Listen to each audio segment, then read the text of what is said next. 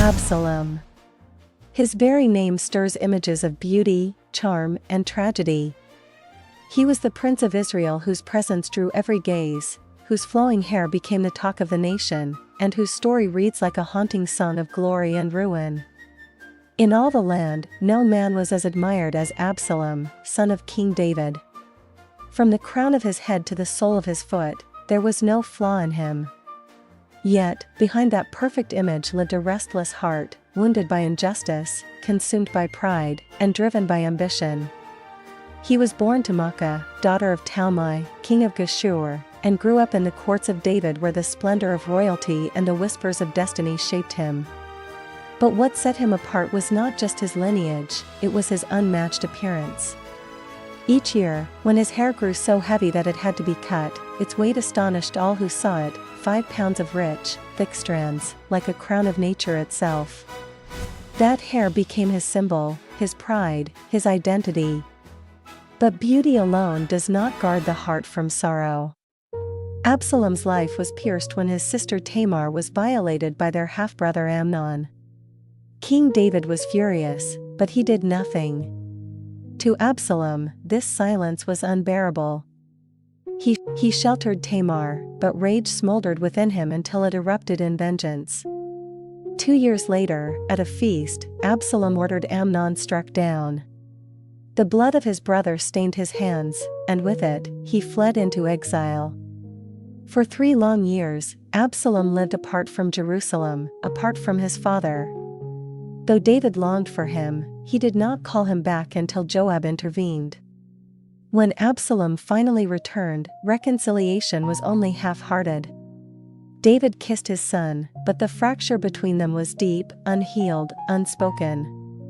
It was in this silence that Absalom's pride flourished. Standing at the gates of the city, he charmed the people with promises of justice and compassion. "If only I were judge in the land," he would say, "then every man who has a cause could come to me, and I would give him justice."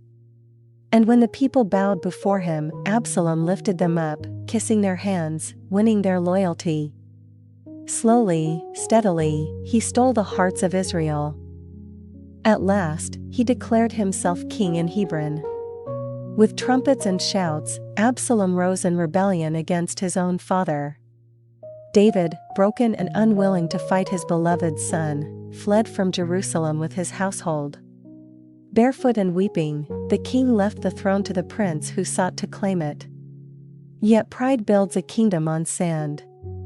Absalom's army marched against David's men in the forest of Ephraim, and there the fate of Israel trembled. The battle raged, but Absalom's downfall came not by sword nor spear, but by the very thing that crowned his beauty. Riding his mule beneath the thick branches of an oak, his glorious hair became entangled. The mule ran on, and Absalom was left dangling between heaven and earth, helpless, caught by his own pride. Joab, David's commander, found him. Ignoring the king's command to deal gently with the young man, Joab thrust spears into Absalom's heart.